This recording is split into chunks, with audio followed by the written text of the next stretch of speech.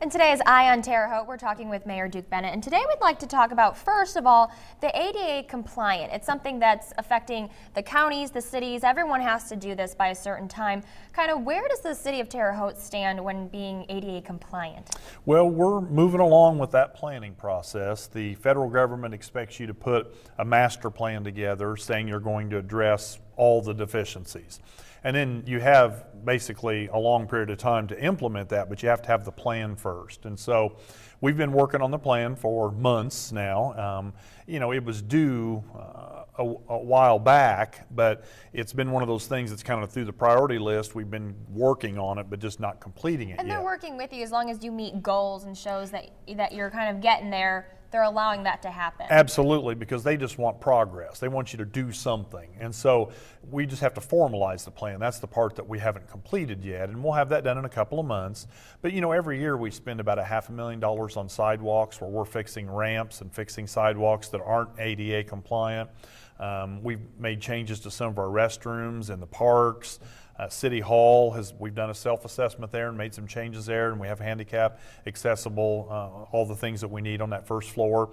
And so we've done a lot of things. We just don't have the plan completely finished to submit yet, and then there will be many things that will have to be fixed over the next 10, 20 years, whatever. So it's an ongoing process. And to kind of help you with this, many cities, counties have kind of consulted. They found a consultant basically to help them line out this plan and make sure that it happens. Right. We've got all the information generally. Now it needs to be packaged and formalized to submit it to the federal government. So we've hired a consultant too, just to help us do that packaging so we don't miss anything. We don't have that internal staff to be able to spend the time to put these together. It's not really expensive, but we've hired somebody that's done this many times. And they know what they're doing. They exactly. can guide you through it. Expedite so you guys are basically on track for the most part. Yeah, we need to get it submitted. We're a little bit behind on formal, that formal submission, but it's coming. Okay, and the other topic we wanted to touch on was the $1 million cuts. I understand that you guys got back your review, and now all of a sudden you have to figure out where can you cut $1 million. That's a big chunk, but when you guys talk about what the money you guys deal with,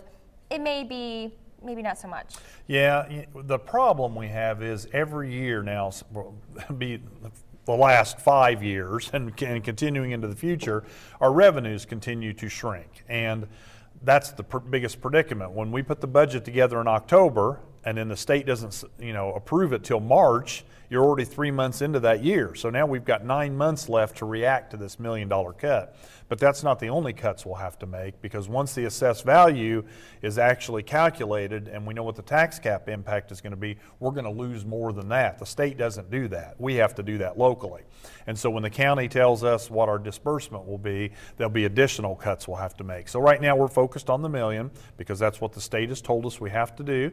We'll make those cuts, we'll make it happen, and then we'll have some additional cuts we'll have to make between now and the end of the year too, once we find out what those cap losses are going to be. Have they decided where they're going to make those cuts yet? I know firefighters' pensions was mentioned, transportation funds was mentioned. Where are they actually going to, take that money Sure. from? There's 4 categories that they cut. One is the firefighter's pension, and we'll get that covered. It was about $275,000 or so.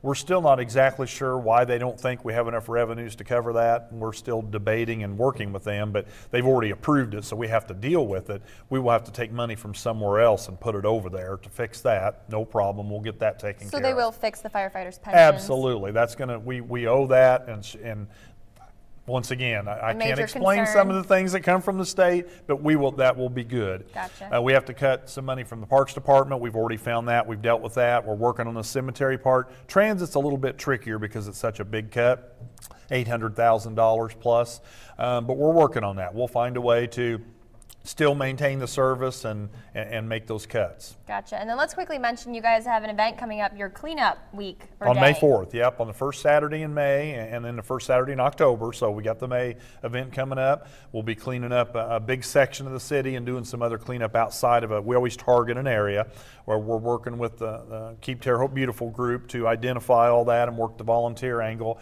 So anybody who wants to help, we'll get some more information out to the public, but that'll be our next big cleanup day, will be Saturday, May 4th. So just a heads up, it's coming. Yep. All right, well, thanks for joining us here today. Good to be here. Always, thank you. Well, News 10 will be right back.